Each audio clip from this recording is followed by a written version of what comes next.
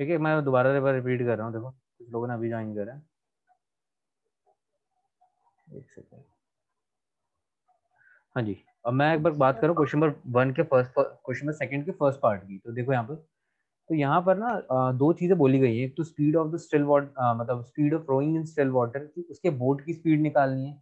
कि अगर एक पानी शांत पानी है तो उसके बोट बोट की स्पीड क्या है ये हमें बताना है। और स्पीड ऑफ द करंट बताना है। तो मैं वही चीज बता रहा था, अभी डिस्कस कर रहा था कि अगर वो वर्ड करंट यूज कर रहा है, speed of the river use कर रहा है, या speed of the stream word use कर रहा है, तो तीनों का मतलब एक ही होता है। ठीक है ना, यानी वो बात कर रहा है पानी के स्पीड की, या वाटर भी कह सकते हैं।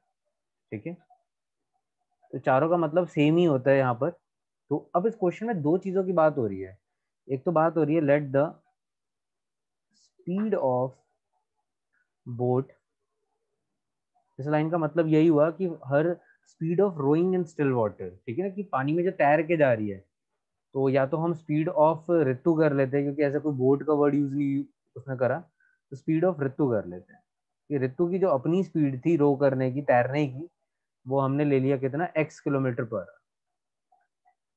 ठीक है, नॉर्मली बोट होता है तो यहाँ पर बोट नहीं दे रखा, तो हम ऋतु की स्पीड मान लेंगे। ठीक है, let the speed of Ritu x kilometre of rowing कर देना, जो उसके तैरने की बात कर रहे हैं। ठीक है, और बात हो रही है स्पीड ऑफ करंट की, यानी पानी के स्पीड की बात हो रही है। तो वो भी हमें नहीं दे रखा, तो हम y किलोमीटर पर आवर ले लेते हैं। तो इतना पहले बताओ, समझ में आया कि हम दो स्पीड की बात कर रहे हैं, एक ऋतु की अपनी स्पीड है, एक पानी की अपनी स्पीड है। हमने ऋतु की स्पीड जी को भैया, x ले लिया, आगे करंट समझ में। y ले लिया। ठीक है ना, और मैंने बताया करंट हो, रिवर हो, स्ट्रीम हो, वाटर हो, चारों एक ही चीज होती है। यहाँ तक क्लियर है सबको? बताओ। जी भैया। ठीक है, जी भैया। अब देखो यहाँ पर, अब दो वर्ड यहाँ पे इंपॉर्टेंट है। पहला वर्ड है डाउनस्ट्रीम। ठीक है, पहला वर्ड जो है इंपॉर्टेंट वो है यहाँ पर डाउनस्ट्रीम। डाउनस्ट्रीम का मीनिंग क्या होता है? सपोज करो आपकी ये नदी है जो पानी बह रहा है, पानी। सर जब जो ऑब्जेक्ट और जो स्ट्रीम की डायरेक्शन हो दोनों सेम होते हैं। ठीक है, तो यहाँ पर मैं बात कर रहा हूँ कि डाउनस्ट्रीम, सपोज डाउनस्ट्रीम समझा रहा था मैं। तो अगर ये वाटर है, वाटर इस तरफ फ्लो कर रहा है आपका, इस डायरेक्शन में, जहाँ पे मैंने एरो बनाया है। ठीक है, और आप अगर बोट से जा रहे हो, तो आप अपनी बोट भी इधर ले जा रहे हो, सेम इसी डायरेक्शन में। ठीक है ना, ये आप बैठे हो, आप अपनी बोट भी इधर ले जा रहे हो। तो यहाँ पर जो स्पीड होगी, ठीक है, वो क्या होगी? तो यहाँ पर ध्यान रखना, सपोज करो अगर बोट की स्पीड है आपकी x किलोमीटर पर आवर, और वाटर की speed y kilometre per hour है, तो जो फाइनल स्पीड होगी वो होगी x plus Y kilometre per hour. क्यों? क्योंकि आप ऑलरेडी उधर जा रहे हो और आपको पानी भी उधर ढकेल रहा है। तो जो डाउन स्ट्रीम में फाइनल स्पीड बनती है वो क्या होती है? x plus Y kilometre per hour. जैसे आप एलिवेटर होते हैं मेट्रो के, अगर आपने देखे होंगे, जो ऑटोमेटिक सीढ़ियाँ होती हैं वो एलिवेटर कहते हैं उसे। ठीक है, अगर अगर सीढ़ियाँ ऊपर जा रही हैं, इस तरीके से ऊपर जा रही है, और आप भी इसी डायरेक्शन में ऊपर जा रहे हो, तो आप जल्दी पहुंच जाओगे कंपैरिजन टू नॉर्मल सीढ़ियाँ, है ना। अगर हम मेट्रो वाली सीढ़ियों की बात करें, जो आपके एलिवेटर्स होते हैं, तो अगर वो ऊपर जा रहा है और आप भी इसके ऊपर जा रहे हो, तो आप जल्दी पहुंच जाओगे। क्यों जल्दी पहुंच जाओगे? क्योंकि आपकी स्पीड और सीढ़ियों की स्पीड वो ऐड हो जाएगी। सेम वही लॉजिक यहाँ पर है कि डाउन स्ट्रीम में क्या होता है कि अगर आपकी बोट इस डायरेक्शन में जा रही है और पानी इस डायरेक्शन में जा रहा है, तो दोनों की स्पीड ऐड हो जाएगी। अब इसी के अपोजिट होता है आपका अपस्ट्रीम। अपोजिट कैसे हुआ? इसके अंदर क्या होता है कि सपोज करो ये वाटर है, ये वाटर अभी भी इस डायरेक्शन में जा रहा है, पर आप जो है अपनी बोट जो है ना इस डायरेक्शन में नहीं ले जा रहे। ठीक है, आप अपनी बोट को इस डायरेक्शन में ले जा रहे हो। तो यहाँ जो फाइनल स्पीड होगी वो क्या होगी, बताना मुझे।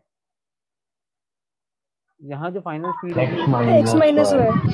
Very good, X minus Y. क्यों? क्योंकि अब आप खुद को इधर ले जाना चाहते हो और पानी आपको इधर ले जाना चाहता है, यानी जो इनके बीच का डिफरेंस होगा ना स्पीड का, वो यहाँ पे वर्क कर रही होगी। सपोज करो अगर मैं कहता हूँ कि ये बोट की स्पीड है 10 किलोमीटर पर आवर, और पानी बह रहा है 5 किलोमीटर पर आवर की स्पीड से, जो आपकी जो फाइनल स्पीड होगी वो क्या होगी? वो होगी X minus Y kilometre per hour. यानी आपको जो फाइनल स्पीड मिल रही होगी जाने के लिए, वो मिल रही होगी 5 किलोमीटर पर आवर। ठीक है ना, मैं यहाँ पे एग्जाम्पल लेके समझाया, थोड़ा सा और इसको एग्जाम्पल और अच्छा कर देता हूँ। हम बात करें, सपोज करो अगर आपका ये 2 किलोमीटर पर आवर है, तो आपकी फाइनल स्पीड क्या होगी अपस्ट्रीम के केस में? बताओ। सर 8। 8 kilometre per hour. क्यों? क्योंकि बोट है 10, आपका पानी आपको 2 किलोमीटर से दूसरी तरफ ले जा रहा है, तो जो फाइनल स्पीड आपको मिलेगी 8 किलोमीटर पर। ठीक है, तो ये आपका फाइनल आंसर आ जाएगा। तो ये दोनों कंडीशन क्लियर है। अपस्ट्रीम क्या होता है, डाउनस्ट्रीम क्या होता है? देखो ये थोड़ा सा पहले भी डिस्कस करा था हमने। ये ठीक है, तो यहाँ तक ये समझ में आ गया सबको, अपस्ट्रीम क्या होता है, डाउनस्ट्रीम क्या होता है। अब यस सर। इसी के बेसिस पे अब हम अपने क्वेश्चन पे आते हैं। तो यहाँ पर हमने लेट करा था, तो यहाँ पर हम ये भी लिख देंगे कि स्पीड ऑफ डाउनस्ट्रीम वो इस केस में क्या होगी, x+y किलोमीटर पर। ठीक है, और सेम स्पीड ऑफ अपस्ट्रीम की बात करूं तो उसमें माइनस हो जाता है दोनों की स्पीड का। और ध्यान रखना, बोट की स्पीड या बंदे की स्पीड ज्यादा होगी तभी हम x आगे लिखते हैं। तो x-y किलोमीटर पर आवर। तो हमारे पास क्या आ गया यहाँ पे, स्पीड ऑफ रेड टू हमने बता दिया, स्पीड ऑफ करंट बता दिया, फिर स्पीड ऑफ डाउनस्ट्रीम बता दिया, स्पीड ऑफ अपस्ट्रीम बता दिया। अब इसका यूज कैसे करेंगे? देखो यूज के लिए हम ये इन्फॉर्मेशन यूज करेंगे क्या, कि Ritu can row downstream 20 kilometre in 2 hours. अब यहाँ पे डिस्टेंस भी है, स्पीड भी है, टाइम भी है, तो आपको एक फॉर्मूला लगाना पड़ेगा और चीजों को एक फॉर्म में रखना पड़ेगा। तो यहाँ पे जो हम फॉर्मूला लगाएंगे जिससे क्वेश्चन इजिली हो जाएगा, वो है टाइम का फॉर्मूला। टाइम का फॉर्मूला याद है क्या होता है? Distance upon speed. Very good, distance upon speed. अब यहाँ पर हमें बता रखा है कि उसको 2 घंटे लग रहे हैं। कब 2 घंटे लग रहे हैं? जब वो 20 किलोमीटर ट्रेवल कर रही है, और किस की कंडीशन में, डाउन स्ट्रीम की कंडीशन में। तो स्पीड डाउन स्ट्रीम में क्या होती है, x+y। ठीक है, तो देखो मैंने फॉर्मूला लगाया यहाँ पे कि मुझे टाइम की वैल्यू दे रखी थी 2 घंटा, और डिस्टेंस अपॉन स्पीड होता है, तो डिस्टेंस मुझे पता है वो इतना ट्रेवल कर रही है और किस स्पीड से कर रही है ये भी पता है। तो आपके पास अगर मैं ये यूनिट हटा दूं यहाँ से, ये यूनिट मैंने इसलिए लिखा था ताकि आपको पता चले मैं किस चीज की बात कर रहा हूँ। तो ये है मेरा टाइम 2, वो इक्वल है डिस्टेंस अपॉन स्पीड के। अब अगर इसको आप थोड़ा सा सॉल्व करते हैं, ठीक है, तो ये हो जाएगा x+y 20/2, तो x+y = 10। ये कंडीशन समझ में आई? और जो हमने इक्वेशन निकाल ली, ये बताओ। कईयों को थोड़ा डाउट होगा, बट मैं आपको कह रहा हूँ यहाँ पे टाइम का फॉर्मूला हम लगा रहे हैं। टाइम का सिंपल सा फॉर्मूला होता है डिस्टेंस अपॉन स्पीड। टाइम हमें दे रखा है 2, डिस्टेंस दे रखा है 20, और स्पीड दे रखा है x+y। तो हमने यहाँ पे फॉर्मूला लगाया time equal to distance upon speed, और क्रॉस मल्टीप्लाई करके जो फाइनली सॉल्व करा हमने, तो हमारा इक्वेशन आ गई x+y = 10। क्लियर है ये चीज? Yes sir. अर्नव देखो, आपको ना प्रॉब्लम हो रहा है, क्लियर। थोड़ा नेट ट्राई करो चेंज करने का, क्योंकि ऐसे तो फिर देखो महीना तो अभी ये लगेगा ही ऑनलाइन, तो क्लासेस आपकी मिस होंगी। बाकी मैं रिकॉर्ड तो कर देता हूँ, बट क्लास में फिर डाउट लेना ज़्यादा बेटर होता है। हाँ ठीक है, ये फर्स्ट मेथड है। अब अगर हम बात करें अपस्ट्रीम के कंडीशन की, तो यहाँ पे क्या कंडीशन बनेगी दूसरी इक्वेशन के लिए, बताओ। अपस्ट्रीम के लिए क्या कंडीशन बनेगी यहाँ पर? सेम ऐसे बताओ। Sir x-y = 2। हाँ मतलब आपने सीधा इक्वेशन बता दी, मैं कंडीशन की बात कर रहा था, वो कंडीशन सेम ही सर है। एक बार दोबारा दिखाना सर। देखो एक मिनट, कंडीशन क्या बनेगी यहाँ पर? कंडीशन ये बनेगी, 2/1 = हाँ 4/x-y। अब उसको 2 घंटे लग रहे हैं, यानी टाइम आपका 2 आवर है, और टाइम अगर 2 आवर है तो वो डिस्टेंस कितना ट्रेवल कर रहा है, 4, और डिस्टेंस अपॉन स्पीड था, तो किस स्पीड से कर रहा है, अपस्ट्रीम की स्पीड से, यानी x-y। तो ये आपकी सेकंड कंडीशन है। अब इसको अगर आप सॉल्व करते हो, ठीक है, तो आपके पास जो इक्वेशन बनेगी वो बनेगी x माइनस, क्रॉस मल्टीप्लाई करेंगे सब, तो आ जाएगा x-y/4/2। तो इक्वेशन आ रही है आपके पास ये आपकी सेकंड इक्वेशन है। एक बार जल्दी से इसको नोट डाउन करो इक्वेशंस को, और सॉल्व करके बताओ x और y कितना आ रहा है।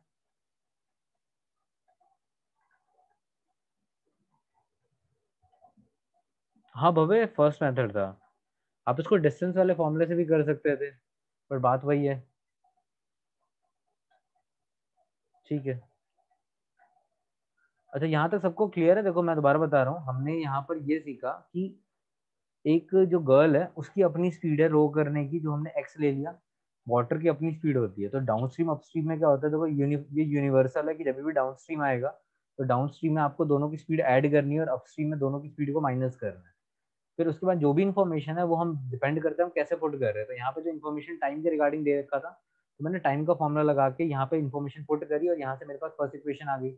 सेम ये चीज़ हमने यहाँ करी है, हमारे दूसरी इन्फॉर्मेशन भी टाइम के रिगार्डिंग दे रखा था, तो यहाँ पे भी मैंने टाइम का फॉर्मूला लगाया, time equal to distance upon speed, और आपके पास सेकंड इक्वेशन आ गई। अब सॉल्व करके आपको एक्स और वाई निकालना है। सर y4 आ रहा है और x6 आ रहा ठीक है, है। ठीक है चिन्मय, आशिक आशिक अब यही आ रहा है, बाकी यस वो सर यही आ रहा है। ठीक है। यस सर यही आ रहा है। अर्नव स्क्रीन नहीं आ रही मेरी आपको? अर्नव है, स्क्रीन दिख रही है कि नहीं दिख रही?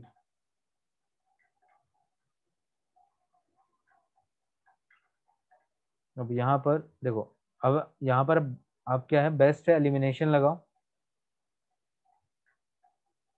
तो एलिमिनेशन में आपको बताया था जब भी सेम साइन होंगे हम एडिशन करते हैं, तो यहाँ पर हम ऐड कर रहे हैं, एडिंग इक्वेशन 1 और 2, क्योंकि मैं y कैंसिल कर दूंगा इस वजह से।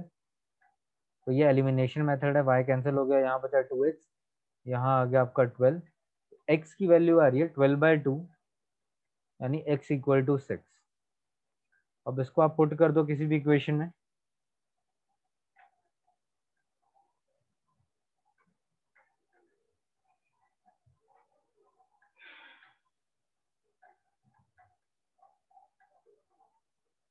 तो y कितना आ रहा है आपका, 4 आ रहा है। ठीक है, हमारे पास ये आंसर आ रहा है। ठीक है, ये हो गया यहाँ पर आपका। अब एक बार जल्दी से एक क्वेश्चन दे रहा हूँ, सेम डाउनस्ट्रीम अपस्ट्रीम का है, ये वाला ट्राई करो। ये एग्जांपल 19, ये ट्राई करना आप लोगों ने।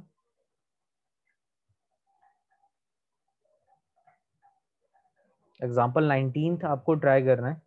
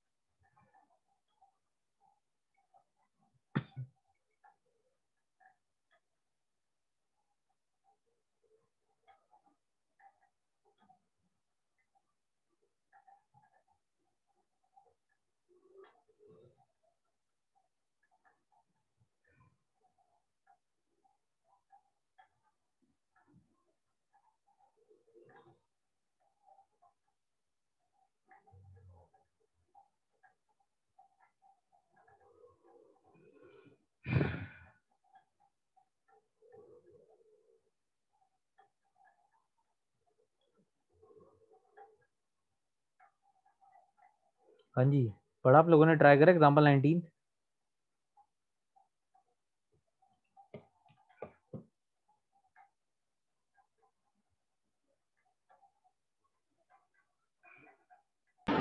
Yes sir. वेरी गुड, बाकी एक बार जल्दी से बताओ। देखो सिंपल, मैं क्वेश्चन रीड कर देता हूँ। A boat goes 30 kilometre upstream and 44 kilometre downstream in 10 hours. In 13 hours, it can go 40 kilometre upstream, 55 kilometre downstream. Determine the speed of the stream and that of the boat in the still water. तो same वही condition है यहाँ पे कि हम boat की बात कर रहे हैं और स्ट्रीम की बात कर रहे हैं। तो late the speed of boat in still water, वो हमने क्या ले लिया, x किलोमीटर पर आवर। और स्पीड ऑफ अगर बात करूं मैं, क्या, स्ट्रीम, स्ट्रीम, ठीक है ना, वो हमने ले लिया कितना, y किलोमीटर पर आवर। अब सेम डाउन स्ट्रीम की बात करें तो स्पीड ऑफ डाउन स्ट्रीम वो सेम क्या होगा, x प्लस वाई, जो हमने पीछे डिस्कस करा था, x plus Y kilometre per hour. और स्पीड ऑफ अपस्ट्रीम की अगर मैं बात करूं, स्पीड ऑफ अपस्ट्रीम की, तो वो हो जाएगा कितना, x minus Y kilometre per hour. ठीक है, ये बस चेक कर रहा था भव्य मैं भी। तो ये आ रहा है आपका। अब यहाँ पर देखो कंडीशन आप लोगों ने ध्यान देना है, यहाँ पर क्या है कि एक बोट जो है 30 किलोमीटर अपस्ट्रीम का मतलब बताऊंगा। क्या अर्नव क्या कह रहे हो? अपस्ट्रीम अपस्ट्रीम का मतलब ये होता है कि पानी आपका डिफरेंट डायरेक्शन में जा रहा है और आप डिफरेंट डायरेक्शन में जा रहे हो। अपस्ट्रीम का मतलब ये होता है। डाउनस्ट्रीम का मतलब होता है कि आप सेम डायरेक्शन में जा रहे हो जिस डायरेक्शन में आप वाटर जा रही है। ठीक है, तो यहाँ पर क्या कह रहा है कि उसको 10 घंटे लग रहे हैं 30 किलोमीटर अपस्ट्रीम जाने में और 44 किलोमीटर डाउनस्ट्रीम। तो यहाँ पे दो कंडीशन एक साथ दे रखी है टाइम के रिगार्डिंग। तो टाइम का फॉर्मूला सिंपल था, डिस्टेंस अपॉन स्पीड। तो यहाँ पे ऑलरेडी आपको टाइम बता रखा है कि उसको 10 घंटे लग रहे हैं। 10 घंटे कब लग रहे हैं? जब एक बोट 30 किलोमीटर जा रही है, यानी डिस्टेंस दे रखा है 30 किलोमीटर, और किस स्पीड से जा रही है? अपस्ट्रीम की स्पीड से। साथ साथ उसे और कहाँ जाना था? 44 किलोमीटर, यानी डिस्टेंस दे दिया और ये किस उसमें जा रही है? डाउनस्ट्रीम में जा रही है। तो ये हो जाएगा x प्लस वाई। तो आपके पास जो इक्वेशन आ रही है वो आ रही है क्या? 30/x-y plus 44/x plus Y equal to 10। ठीक है, तो आपके पास ये इक्वेशन आ रही है। सबको समझ में आया ये चीज कैसे आई? कि यहाँ पे दो कंडीशन एक साथ थी। वो कह रहा था कि जो आपकी बोट है वो अपस्ट्रीम में भी जा रही है, डाउनस्ट्रीम में भी जा रही है, और टोटल मिला के उसे टाइम लग रहा है 10 घंटे। तो पहली कंडीशन ये हो गई। अब दूसरी कंडीशन की बात करूँ तो उसको लग रहे हैं 13 घंटे। 13 घंटे किस हिसाब से लग रहे हैं कि 40 किलोमीटर तो वो गया अपस्ट्रीम, तो 40 किलोमीटर डिस्टेंस, अपस्ट्रीम की स्पीड होती है x-y। देन 55 किलोमीटर गया डाउनस्ट्रीम, यानी 55 किलोमीटर साथ साथ वो डाउनस्ट्रीम गया। Downstream means x plus Y. तो आपके पास ये दो इक्वेशंस आ रही हैं। ठीक है, अब इसको सॉल्व करने का तरीका हमने लास्ट क्लास में सीखा था कि कभी भी फ्रैक्शन में अगर डिनोमिनेटर में अगर आपका वेरिएबल है तो आप उसको सॉल्व नहीं करोगे, उसको वहां पे लेट करोगे, जैसे हमने लास्ट क्लास में करा था, याद है? तो यहाँ पर हम लेट करेंगे x माइनस वाई को, 1/x-y को हम a ले लेंगे और 1/x+y को हम b ले लेंगे। तो अगर मैंने 1/x-y को a ले लिया यहाँ पर, तो ये आ गया 30a। सेम 1/x+y को अगर मैं b ले लेता हूँ तो यहाँ आ जाएगा 44b इक्वल टू 10। ठीक है, इससे हुआ क्या कि डिनोमिनेटर से जो फ्रैक्शन था वो हटकर अब फ्रैक्शन वेरिएबल आपका ऊपर आ गया है। तो इससे आप इक्वेशन को जल्दी सॉल्व कर पाओगे किसी भी मेथड से, अगर आप सब्स्टिट्यूशन, एलिमिनेशन या क्रॉस मल्टीप्लिकेशन लगाते हो। इसको आप थोड़ा सा और छोटा कर सकते हो इक्वेशन। तो यहाँ से आप 2 कॉमन ले लो। ठीक है, तो 2 यहाँ मल्टीप्लाई आ रहा है, वहां जाके डिवाइड हो जाएगा। तो आपके पास जो फाइनल इक्वेशन आ रही है वो आ रही है ये। ठीक है, 2 यहाँ मल्टीप्लाई है तो वहां जाके डिवाइड हो जाएगा। इसको मैं इक्वेशन ए ले लेता हूँ। तो इसको जल्दी से सॉल्व करना आपने सेकंड इक्वेशन के साथ। अब सेकंड इक्वेशन को भी लेट करूंगा मैं, तो ये हो जाएगा 40a plus 55b equal to 30। यहाँ तो कुछ कॉमन नहीं आ रहा जो मैं वहाँ जाके डिवाइड कर सकूँ। तो ये मेरी सेकंड इक्वेशन आ जाएगी। अब जल्दी से इसको सॉल्व करके मुझे बताओ आप a और b की वैल्यू क्या आ रही है, बस जल्दी से। और ऐसे कौन कौन है जिसको समझ में नहीं आया बिल्कुल एक बार मुझे बताओ, मैं उनको तब तक बताऊँ और बाकी इसको सॉल्व करो। सर 40 और 55 सर 5 इसमें से हम डिवाइड। 5 को कॉमन नहीं ले सकते? 5 को कॉमन ले अगर लें हम तो? 5 कॉमन ले लेंगे ना, बट वो उधर जाके डिवाइड नहीं होगा, उधर जाके एक फ्रैक्शन क्रिएट हो जाएगा जिसको सॉल्व करना थोड़ा सा मुश्किल हो जाएगा, इसलिए मैंने कॉमन लेके उधर नहीं भेजा। ठीक है ना, कॉमन लेके भेजने का फायदा तभी होता है जैसे ये 2 अंदर 2 ये कट जाए। ठीक है ना, तभी फायदा होता है उधर भेजने का। और अगर मैं यहाँ से 5 कॉमन ले लूंगा वहां जाके डिवाइड नहीं होगा। ठीक है,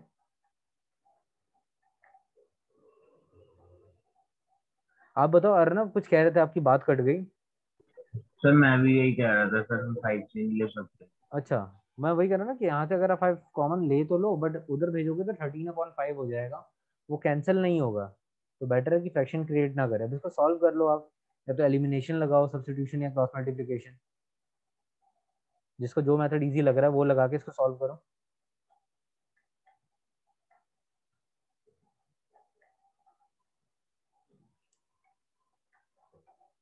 बेटर होगा आप एलिमिनेशन लगाओ और बी वेरिएबल कैंसिल करो। बी वेरिएबल सेम करने के लिए आपको जो है ज़्यादा मेहनत नहीं करनी। एक सेम नंबर है, ऊपर नीचे मल्टीप्लाई कर देंगे। जैसे यहाँ पर देखो, मैं कह रहा हूँ कि मुझे बी वेरिएबल को कैंसिल करना है क्योंकि दोनों का कोफिशिएंट सेम होना जरूरी है। अब अगर 22 और 55 में कॉमन देखोगे 11 है, तो मैं मल्टीप्लाई कर दूंगा इक्वेशन ए को बाय 5 और इक्वेशन बी को बाय 2। अब मल्टीप्लाई क्यों करा, ताकि इनके जो है आपके कोफिशिएंट सेम हो जाए। तो अगर मैं इसको पूरी इक्वेशन को 5 से मल्टीप्लाई कर रहा हूँ तो मैं सीधा मल्टीप्लाई करके लिख देता हूँ। यहाँ आ जाएगा 75a, यह आ जाएगा 110b और ये आ जाएगा 25। सेम यहाँ पर अगर मैं मल्टीप्लाई कर रहा हूँ 2 से तो ये आ जाएगा 80a, ये आ जाएगा 110b इक्वल टू 26। अब ये देखो आपके पास जो है सेम सर स्क्रीन में आ सर बी की वैल्यू 11 है। बी की वैल्यू 110 आई है ना। अच्छा वैसे अभी निकाली Yes. नहीं है, निकाली नहीं है। सर स्क्रीन में आ रही इसलिए। पर ना देखो सबकी आ रही है, आपका मुझे समझ में नहीं आ रहा इशू क्या आ रहा है, नेट का ही इशू है। आप एक काम करो, अपना एग्जिट करो, एक बार दोबारा एंटर करो। ये नेट स्लो होता है, जब नेट प्रॉपर नहीं आता ना तभी ये इशू आता है, स्क्रीन ब्लैक हो जाती है। एक बार एग्जिट करो और दोबारा से रीजॉइन करो। ठीक है, बाकी यहाँ देखो हमने यहाँ पर क्या करा, इक्वेशन को सेम करने के लिए कोफिशिएंट को मैंने इक्वेशन ए को 5 से मल्टीप्लाई करा। अब इससे क्या हुआ, ये दोनों सेम हो गए। अब जब भी सेम साइन होते हैं और सेम कोफिशिएंट होते हैं तो हम यहाँ पे सब्ट्रैक्शन करते हैं ताकि साइन चेंज करके हम कैंसिल कर पाए। तो ये कट गया, तो यहाँ मैंने सब्ट्रैक्शन लगाया, यहाँ आ गया -5 है। सर ए हाँ बोलो ए। सर ए तो 1/5 आ रहा है। ए 1/5। यस सर, ये आ रहा है ठीक है, सर, और ये बी मेरा भी वन आ रहा बाई है देखो। 11 सर आ को रहा ये है। भी 5 लेना था ना, इसलिए क्या था। नहीं 1/5 ही आ रहा है, ये 1/5 आ रहा है। अब इसको पुट करो आप किसी भी इक्वेशन में तो आपका बी आ जाएगा। तो put equation C in equation A. तो आपने अगर इसको पुट करा तो एक बार चेक कर लेते हैं कि 1/11 आ रहा है नहीं आ रहा।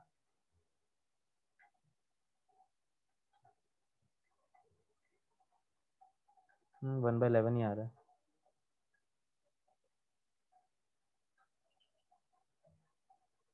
अब यहाँ पे अगर आप माइनस करोगे तो ये आ जाएगा 22b 5 -3। देखो अभी हमारा ना फाइनल आंसर नहीं आया, अभी हमने ए और बी निकाला, ये तो हमारी इमेजिनरी वैल्यू थी, हमने खुद से लेट करा था इनको ए और बी। अभी हमें ओरिजिनल वैल्यू चाहिए, यानी एक्स और वाई चाहिए। तो आप क्या करोगे, ये देखो 1/11 आ रहा है सबका, तो ए आ रहा है 1/5, बी आ रहा है 1/11। ठीक है, ठीक है विनय। सर एक्स माइनस वाई की वैल्यू 5 आ रही है और एक्स प्लस वाई की वैल्यू 11 आ रही है। ठीक है मैं चेक कर लेता हूँ, एक मिनट। विनय ने मुझे भेजा है, विनय वो आपका 11 आ रहा है, वो 1/11 आएगा। ठीक है ना, आप ये देखो यहाँ पर वो जो आप डिवाइड करोगे ना, मैं विनय की बात कर रहा हूँ। आपने 55 बी लिखा है इक्वल टू 5, और 55 यहाँ मल्टीप्लाई हो रहा है, वहां जाके डिवाइड होगा तो वो 5/55 आ जाएगा, तो कैंसिल होकर आपका 1/11 आएगा। ठीक है, बाकी सब सही करें। अच्छा यहाँ पे चिन्मय ने मुझे आंसर बताया था, एक बार चेक कर लेते हैं। तो हमने लेट करा था 1/x माइनस वाई को क्या लिया था, ए लिया था, ये लिया था, एक बार चेक करो। यस सर, यही लिया था। हाँ 1/- वाले को हमने ए लिया था, तो इसके अकॉर्डिंग जो हमारा नेगेटिव है वो हमारा आ रहा था कितना, 1/5 आ रहा था। सेम यहाँ पर अगर हम बात कर रहे हैं तो हमने x/y को लिया था, बी लिया था, तो उसकी वैल्यू अगर मैं पुट कर दूंगा तो ये 1/11 आ जाएगा और ये आ जाएगा 1/x प्लस वाई। अब इसको रेसिप्रोकेट कर दोगे इक्वेशन को तो आपके पास एक सिंपल सी इक्वेशन आ गई। ये इसको मैं इक्वेशन 3 ले लेता हूँ, नाम में अलग ही देना, सेम सेम नाम मत देना। 1 और 2 यूज कर चुका था तो इसको मैंने 3 और 4 दे दिया। ठीक है, तो ये इक्वेशन 3 है और ये इक्वेशन आपका 4 है। अब इनको सॉल्व करो जल्दी से एलिमिनेशन से, तो आप ऐड कर दो क्योंकि y से y कैंसिल हो सकता है।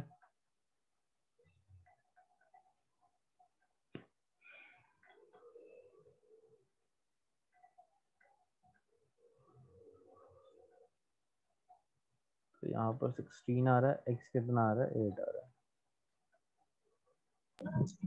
सर वाई 3 आ रहा है। y3 आ रहा है। एक मिनट, इसको मैंने a b तो ले लिया था, इसको d ले लेते हैं। इक्वेशन d ले लिया मैंने से, इसको पुट कर दूंगा।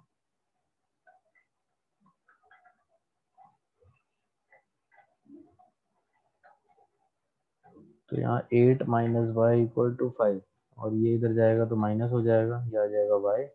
तो y की वैल्यू कितनी आ रही है, 3 आ रहा है। यही आ रहा है सबका, x8 और y3। Yes sir. तो आप बता दोगे यहाँ पे yes sir. Speed of boat है वो है आपकी 8 किलोमीटर पर आवर, और स्पीड ऑफ स्ट्रीम है, ठीक है, अगर मैं बात करूं स्पीड ऑफ स्ट्रीम की, तो वो है यहाँ पर कितनी, 3 किलोमीटर पर आवर।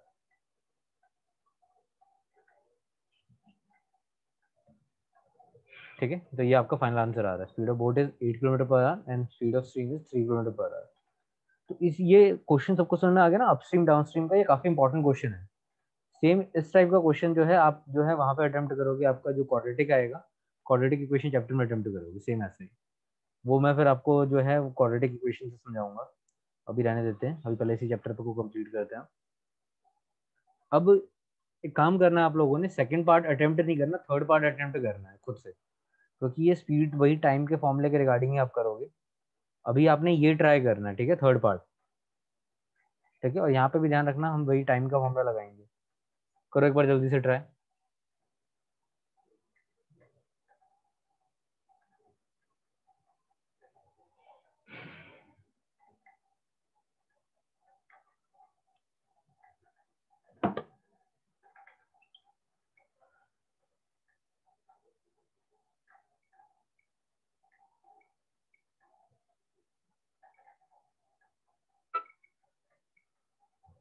जल्दी से एक बार ट्राई करो आप लोग।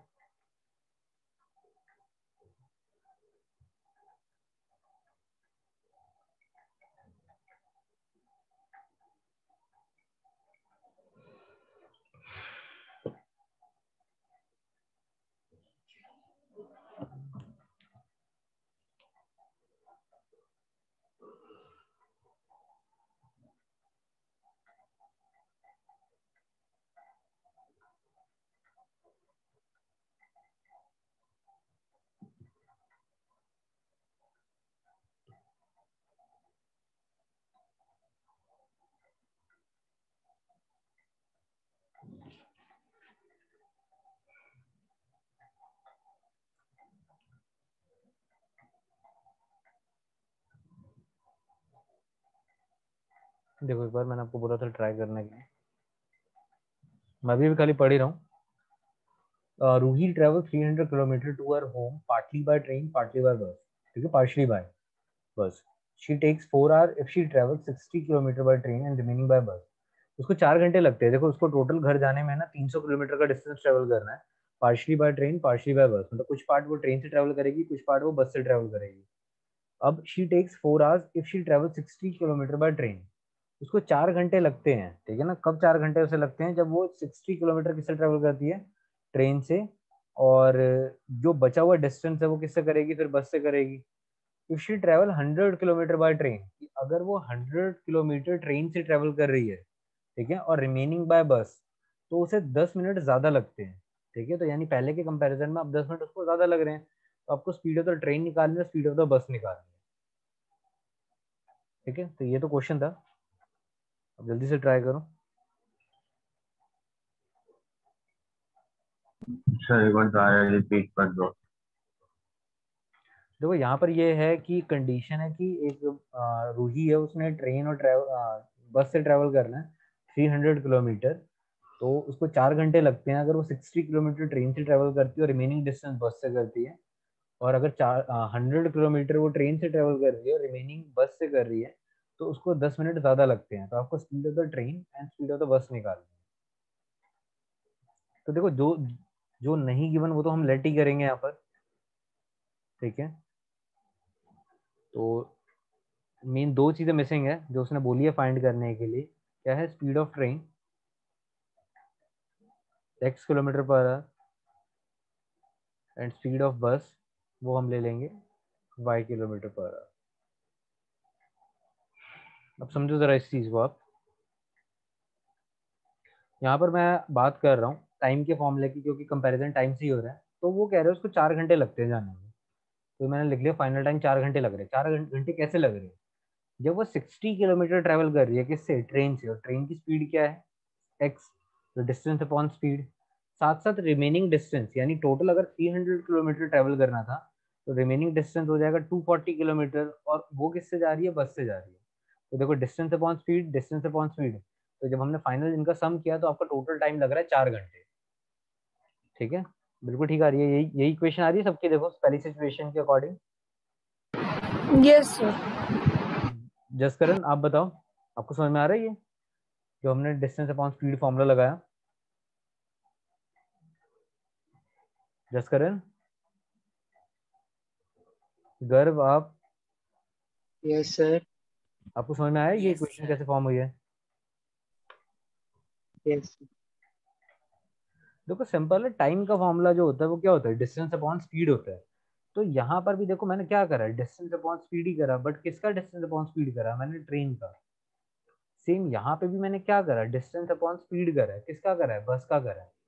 और डिस्टेंस अपॉन स्पीड होके किसके इक्वल आता है, टाइम के। ये किसके इक्वल आ रहा है, टाइम के। और जो टोटल टाइम यानी दोनों टाइम का आप सम कर रहे हो, तो आपका फाइनल टाइम कितना आ रहा है, 4 आवर्स आ रहे हैं।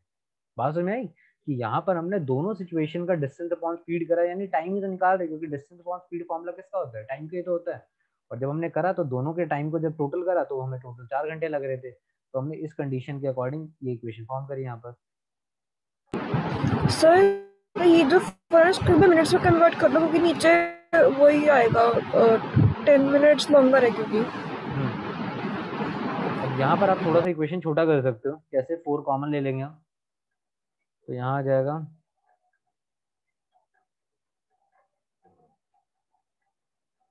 तो ये 4 मल्टीप्लाई आ रहा है, वहां जाके डिवाइड हो जाएगा, तो इस इक्वेशन थोड़ी तो छोटी हो जाएगी आपकी। ठीक है, एक मिनट, तो इसको मैंने मार्क करा। अब सेकंड सिचुएशन अगर आप देख रहे हो तो उसको 100 किलोमीटर ट्रेवल करना है, तो डिस्टेंस दे रखा है 100। सर, उसमें से हम और कॉमन नहीं ले सकते थे? और 60 को कॉमन, अगर सर हम उसमें कॉमन ले ले तो? देखो ले तो सकते थे 5 और, बट वो जाके वहाँ फ्रैक्शन बन जाता ना। मेरा मेन कॉमन लेने का मोटिव ये होता है कि चीजें छोटी हो जाए और फ्रैक्शन में ना आए। अगर मैं कॉमन तो अभी और भी ले सकता हूँ, देखो 5, बट वो उधर जाके 1/5 बन जाएगा, तो फ्रैक्शन करोगे तो क्वेश्चन आपका मुश्किल होगा, फ्रैक्शन नहीं बनाना हमने। तो यहाँ पे मैं बात कर रहा था 100 किलोमीटर जा रहे ट्रेन से, तो ये डिस्टेंस ट्रेन की स्पीड थी y, साथ साथ जो बच गया 200 किलोमीटर, वो जा रहा है किससे, बस से, तो distance upon speed, speed of the bus is y, and final time is 10 minute longer, यानी 4 घंटे तो लग ही रहे हैं, साथ में 10 मिनट भी लग रहे हैं ज्यादा अब उसे। तो इसके अकॉर्डिंग अगर आप क्वेश्चन को ढंग से मैनेज करोगे तो 4 आवर तो ऐसे ही रहेगा, इसको मिनट को भी आर में कन्वर्ट करना पड़ेगा क्वेश्चन को इक्वेट करने के लिए। ठीक है ना, क्योंकि ये मिनट फॉर्म में है, ये आर फॉर्म में है, तो मिनट को भी आर में करना पड़ेगा। उसके लिए हम क्या करेंगे, 10 को 60 से डिवाइड करेंगे, तो अब दोनों ही आर्स में आ चुके हैं, ये भी आर्स है, ये भी आर्स है, तो ये 0 से 0 कैंसिल हो गया। तो अगर आप यहाँ पे एलसीएम लोगे तो एलसीएम आ जाएगा 25/6, यहाँ ये आ रहा है। ठीक है, तो ये कैलकुलेशन आपको समझ में आई कि यहाँ पर हमने 4 और 10 मिनट इसलिए करा क्योंकि इस सिचुएशन के अकॉर्डिंग उसको पहले के कंपैरिजन में 10 मिनट ज्यादा लग रहे हैं, यानी 4 आवर प्लस 10 मिनट। अब मिनट को आर में कन्वर्ट करा, ये हमारी दोनों ही आर की सिचुएशन आ गई है, और फाइनल जब सॉल्व करके आया तो ये आ गया। और इधर अगर आप कुछ कॉमन लेना चाहते हो तो आप 25 कॉमन ले सकते हो। 25 कॉमन लेने से अंदर बचेगा 4/x और यहाँ बचेगा 8/y। ठीक है, अब ये 25 देखो आगे कटेगा,